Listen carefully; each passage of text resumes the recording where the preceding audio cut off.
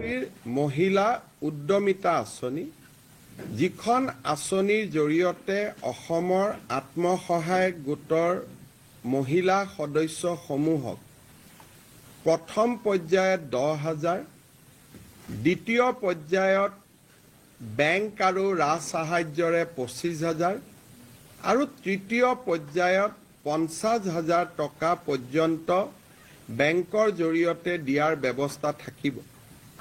সেই আঁচনিখন ৰূপায়ণ কৰিবৰ বাবে আজি আমাৰ কেবিনেটে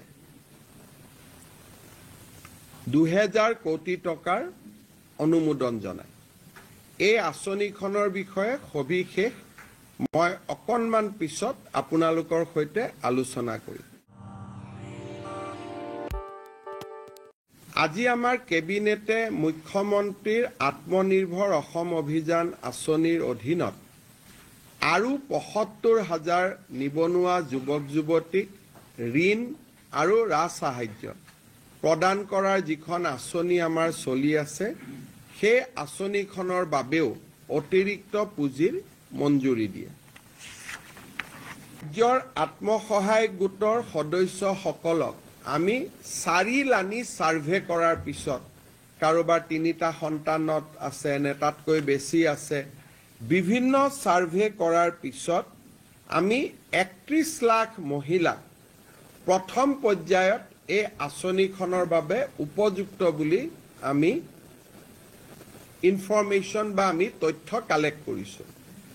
কিন্তু অসম চৰকাৰে 27 লাখ মহিলাক এই আঁচনিখনৰ সুবিধা দিব আমাৰ বাজেট অনুসৰি। কাৰণ আমি যদিও 30 লাখ মহিলাই পাছ কৰিছে, আমি 27 লাখ মহিলাকহে এই আঁচনিৰ সুবিধা দিব পাৰিম। সেইবাবে অহা কেইটামান দিনত ব্লক পৰ্যায়ত এই আঁচনিৰ চূড়ান্ত হিতাধিকাৰী নিৰ্বাচনৰ কাম আৰম্ভ হ'ব। কেবিনেটে সিদ্ধান্ত গ্ৰহণ কৰিছে যে যিসকল মন্ত্ৰী, বিধায়ক, প্ৰাক্তন বিধায়কৰ পৰিয়াল, তেওঁলোকে এই আঁচনিখনৰ সুবিধা নাপাব। দ্বিতীয়তে, যিসকল ৰাজপত্ৰিত বিষয়া, gazetted class 1 and class 2 officer, তেওঁলোকৰ পৰিয়ালেও এই আঁচনিৰ সুবিধা নাপাব। যিসকলৰ আমাৰ মদৰ দোকানৰ লাইচেন্স আছে, যিসকলৰ ঘৰত ব্যৱসায়িক ভিত্তিত ট্ৰাক্স আছে, JCB আছে, বা যিসকলে আয়কৰ পৰিশোধ কৰে, তেনেকুৱা লোকেও বা তেনেকুৱা আইমাতৃয়েও এই আঁচনিখনৰ সুবিধা নাপাব।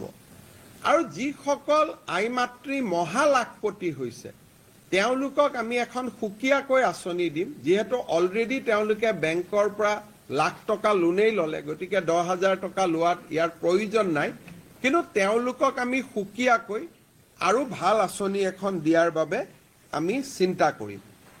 এই ধৰণে আমি যিটো মহিলাসকলক 10,000 টকা দিয়াৰ ঘোষণা কৰিছিলোঁ, সেই আঁচনিখনক আমি চূড়ান্ত পৰ্যায়লৈ লৈ গৈছোঁ আৰু আঁচনিখনৰ শুভ উদ্বোধন এপ্ৰিল মাহত আমি বিহালী সমষ্টিত কৰিবৰ বাবে সিদ্ধান্ত গ্ৰহণ কৰিছোঁ। অৰ্থাৎ প্ৰথম বিহালীৰ আইমাতৃসকলক এই টকা দি পেলাই এই আঁচনিখনৰ আমি শুভ উদ্বোধন কৰিম। তাৰ পিছত প্ৰতিটো সমষ্টিতে একোখন মিটিং হৈ এই আঁচনিৰ টকা আমি সমষ্টি ভিত্তিক বিতৰণ কৰি যাম।